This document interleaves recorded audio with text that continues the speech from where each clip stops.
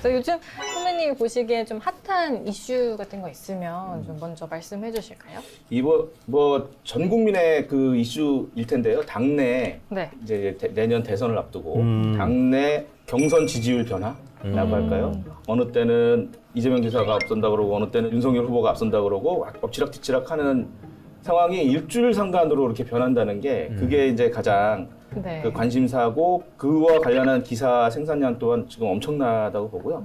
또 지난 시간에도 얘기했지만 언론중재법과 더불어서 양대 산맥은 대선에 이렇게 돼 있고요.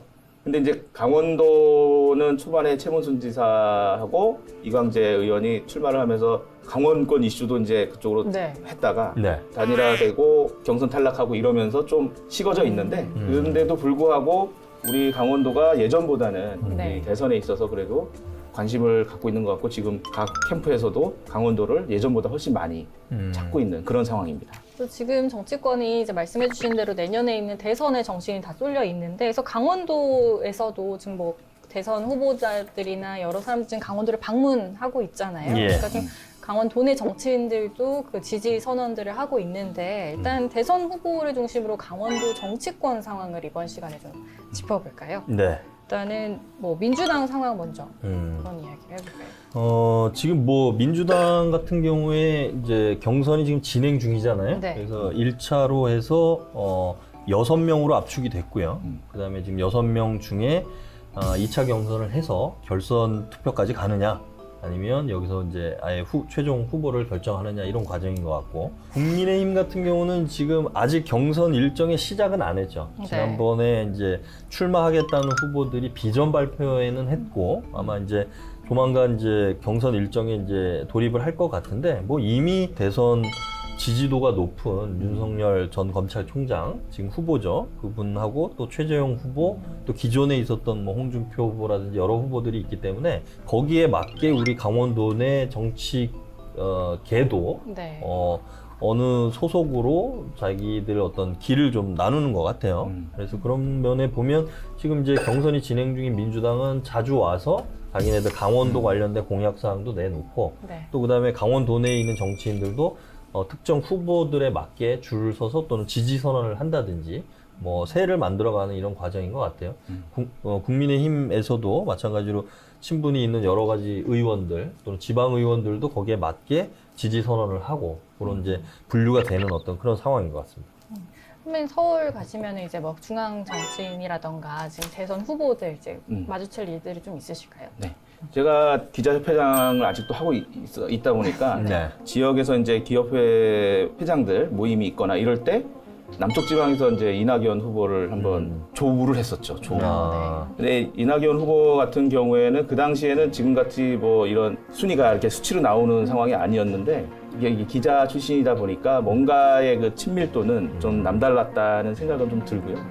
그래서 지역에 있는 지역 기자들 사이에서의 분위기는 제가 느끼기에는 이재명 지사보다는 이낙연 쪽으로 좀 더 관심을 많이 갖는 그런 뉘앙스가 좀 있고요. 그래서 그런지 이재명 지사도 이제 상당히 그런 쪽에 신경을 쓰면서 그 강하게 얘기하는 것도 좀 이제 완화시키면서 좀 이런 분위기. 강원도 아까 말씀하신 것 중에 그 중앙 정치권에서 특히 이제 내년 대선을 앞두고 강원도에 지금 이제 강원도 출신 후보는 없는 거잖아요. 그렇죠. 뭐 보수든 진보든 없는 상황인데 강원도 관심을 가질 만한 이유 뭐가 있을까요?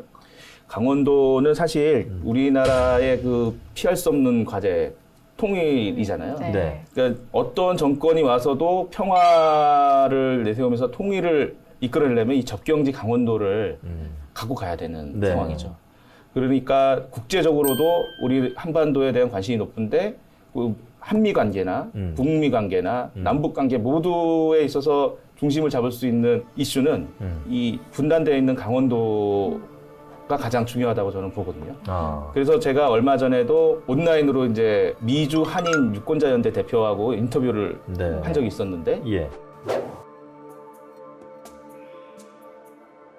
인터뷰를 했을 때 하는 말이, 이게 강원도가 이 어젠다를 만들려면은 지금 이 시민단체나 이런 시민들의 목소리가 지역 언론에 담기고 그것이 미국에 있는 주요 매체까지 전달이 될 수 있는 방안을 찾아야 된다. 아. 미국도 지금 북핵에 관심이 없다는 거예요.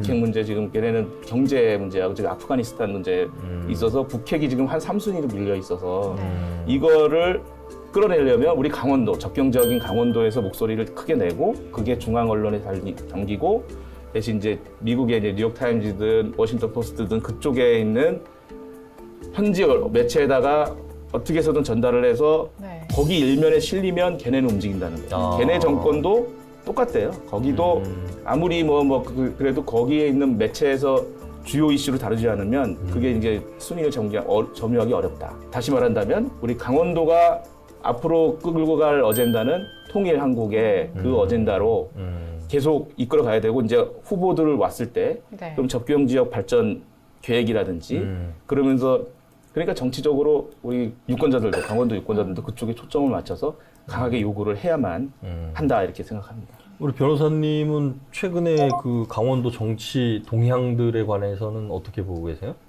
일단은 저는 최문순 지사가 이제 경선 탈락한 이후에 네. 사실 좀 관심이 많이 식었어요. 네. 그때 한참 뭐 이강재 의원하고 뭐 단일화해서 막 비판 성명도 나오고 최 지사도 이제 굉장히 비전을 막 발표를 하고 정말 곧 6인 안에 들 것처럼 막 달아올랐었잖아요. 그렇죠. 네. 근데 그 이후에 사실 이제 지금은 좀 시민들이 보기에 그들만의 리그 같은 게 있어요. 그래서 서울에서 막 이렇게 뭐 지금 이재명 지사, 뭐 이낙연 후보 서로만 이렇게 공격하고 하는 것들이 한 강원권에서 보기에는 이렇게 좀 구경하는 듯한 느낌도 있고 아 저들만의 그들만의 리그구나 이렇게 좀 받아들여지기도 네. 해요. 그래서 저는 좀 아쉬운 게 최 지사님이 조금 더 분발하셔가지고 살아남으셨어요. 아예 살아남아서 이 불꽃을 탁 키워서 이제 강원권에도 확 바람이 확 불었으면 얼마나 좋았을까 하는 아쉬움이 있어요. 그런 면에서는 강원도의 가치들 또 앞으로도 마찬가지인 것 같아요. 강원도가 갖고 있는 산림 자원이라든지 호수 자원이라든지 또 이런 것들은 다른 지역에서 단기간에 뭐 대체할 수가 없는 것들이잖아요. 네. 그러니까 그런 면에서 강원도의 가치들이 어떻게 중앙 정치 이슈가 되고 아까 말씀하신 것처럼 이게 해외까지도 좀 아젠다가 될 수 있는 방안 이런 부분이 강원도의